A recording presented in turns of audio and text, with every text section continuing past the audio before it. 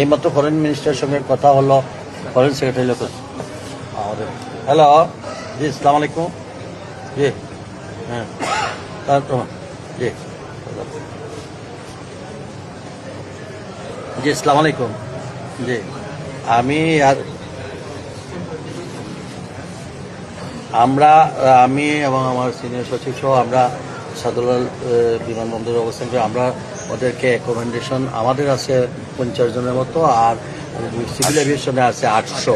তো এর মধ্যে আমরা যারা আছে এদেরকে আমরা ওইখানে হোটেলে পাঠিয়ে দিচ্ছি, মানে আমাদের অ্যাকোমোডেশন যেখানে এখানে পাঠাচ্ছি। তারা গন্তব্যস্থলের জন্য আমরা প্রবাসী কল্যাণ থেকে আমরা গাড়ি ব্যবস্থা করে দিয়েছি।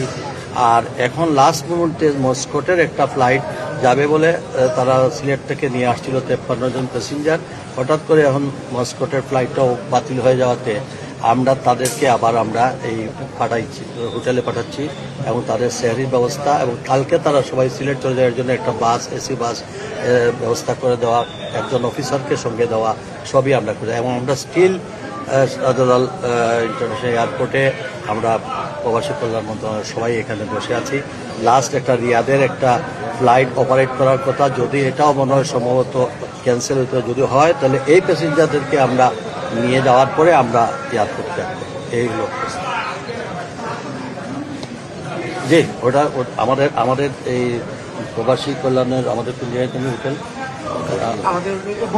বড়ুয়াতে আছে, এখানে এয়ারপোর্টের পাশে 3 কিলোমিটার দূরে। হ্যাঁ 3 কিলোমিটার দূরে, বিমানবন্দর থেকে 3 কিলোমিটার দূরে আমাদের গাড়ি আছে।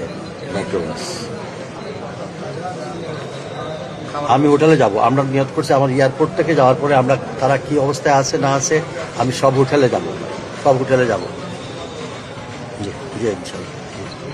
আসসালামু আলাইকুম।